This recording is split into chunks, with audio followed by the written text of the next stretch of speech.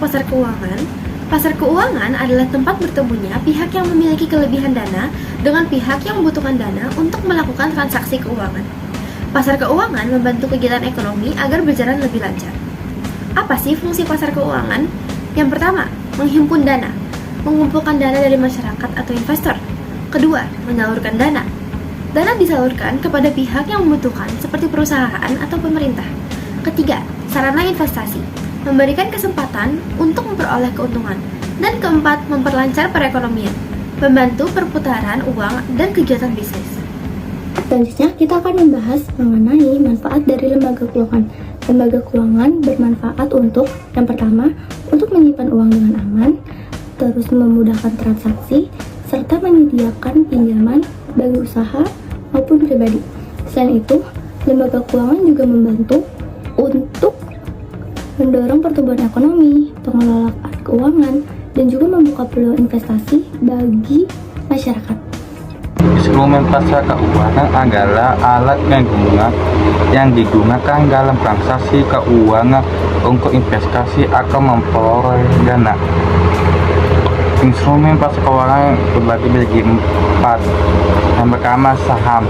Saham adalah bukti kepemilikan perusahaan dengan keuntungan berupa dividen tetapi risiko cukup tinggi karena harga dapat naik turun. Kedua, obligasi. Obligasi adalah surat utang dari perusahaan atau pemerintah yang memberikan bunga tetap dengan risiko lebih rendah. Ketiga, deposito. Deposito adalah simpanan bank berjangka dengan bunga lebih tinggi dan relatif aman. 4. Reksadana. Reksadana adalah investasi yang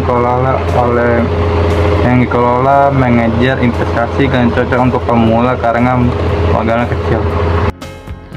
Baik, selanjutnya ada jenis lembaga keuangan bank yang terbagi menjadi 3, yaitu bank sentral, bank umum, dan juga bank perkreditan rakyat. Untuk bank sentral, yaitu ada Bank Indonesia, yang berfungsi sebagai pengatur kebijakan moneter, serta untuk menjaga kestabilan nilai rupiah. Yang kedua, ada bank umum, yang berfungsi sebagai untuk menghimpun dana, seperti tabungan, giro, dan juga deposito.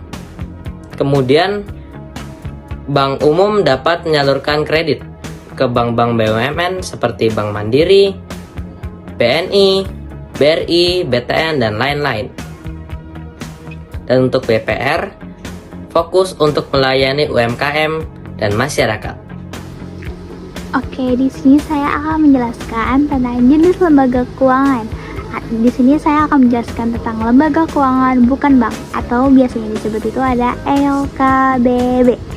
Dan yang pertama itu ada asuransi, yaitu memberikan perlindungan finansial dari risiko seperti kecelakaan ataupun sakit. Terus yang kedua itu ada penggadaian, yang dimana memberikan pinjaman dengan jaminan barang yang berharga.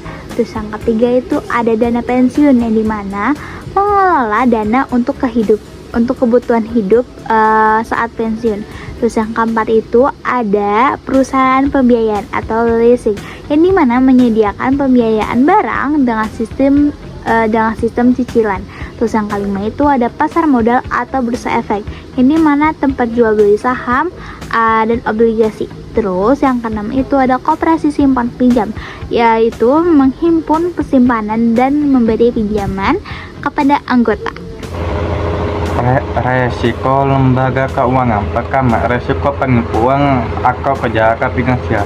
Kedua, resiko kehilangan uang akibat investasi gagal. 3. Resiko utang mengumpul karena penggunaan kredit berlebihan.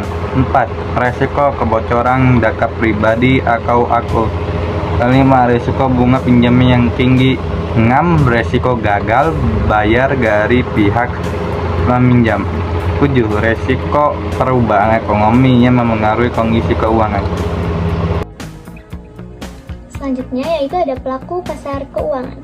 Yang pertama, masyarakat atau investor menanamkan dana untuk mendapatkan keuntungan. Yang kedua, perusahaan mencari modal untuk usaha.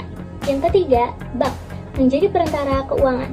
Dan yang keempat, ada pemerintah mengatur dan mengawasi pasar keuangan. Yang kelima, ada lembaga keuangan seperti asuransi dan koperasi.